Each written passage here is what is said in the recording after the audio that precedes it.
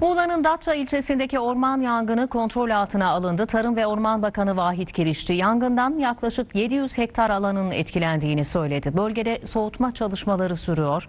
Son durum, son notlar için bu kez Birgül Yazıcı karşımızda olacak. Birgül.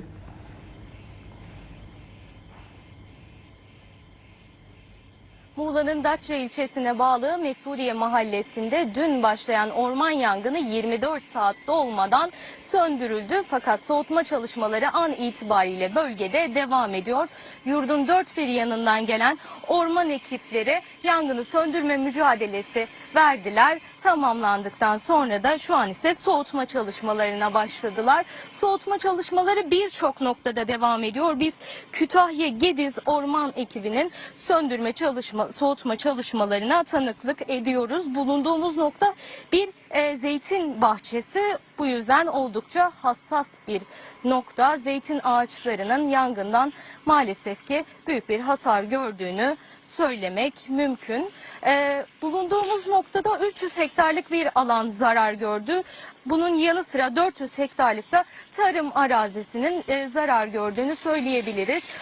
Muğla arıcılıkla ön plana çıkan bir ilimiz, coğrafi işarete sahip, balı bulunan bir ilimiz. Maalesef arı peteklerinden kalan parçaları kameraman arkadaşım Fatih Karadavut ekranlarınıza getiriyor.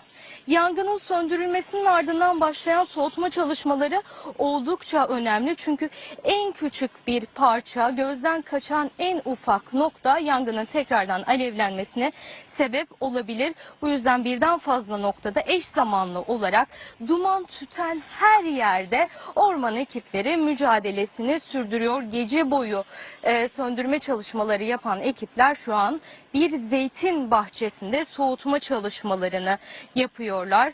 Yangında 450 hane ve 3520 vatandaş etkilendi ve burada 500 yaban keçisinin de kurtarıldığını söylemek mümkün. Bulunduğumuz noktada yangın 24 saat geçmeden kontrol altına alındı ve yangından etkilenen 22 kişiden 7'sinin de hali hazırda tedavisi sürüyor. Can kaybının olmaması sevindirici bir husus olmasına rağmen ormanlar oldukça büyük bir yaşam alanı. Hem bitkilere hem de çok sayıda hayvana, canlıya ev sahipliği yapıyor. Burada maalesef ki yanan alanlarda hayvanların, böceklerin de zarar gördüğünü, yandığını söylemek mümkün. Bulunduğumuz noktada herhangi bir can kaybı olmadığını söyleyebiliyoruz. Yangına bir İHA, 12 uçak ve 29 helikopter müdahale etti. 4 su tankeri helikopteri ve 4 de idari amaçlı helikopterler vardı. Aynı zamanda gece görüş özelliği bulunan helikopterler de Mesudiye mahallesindeki yangında kullanıldı. Şu an maalesef ki bir zeytin ağacının kökünden yandığını görebiliyoruz.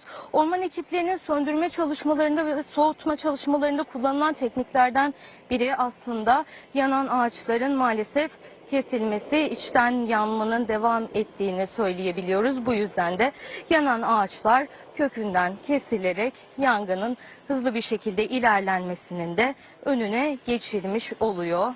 Muğla'nın Mesudiye mahallesinde başladı bu yangın ve 24 saat geçmeden hızlı bir şekilde orman ekiplerinin mücadelesi sayesinde söndürüldü.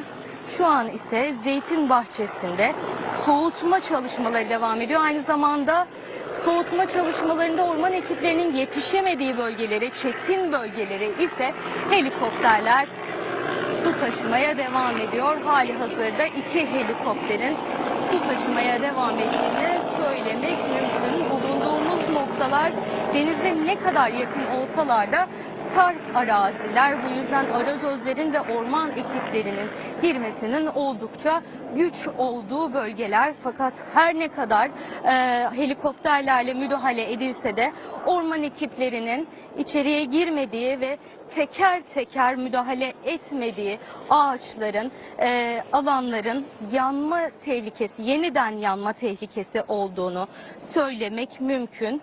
24 saat geçmeden söndürülen bu yangının ana çıkış sebebinin trafo kaynaklı olduğunu söyleyebiliriz.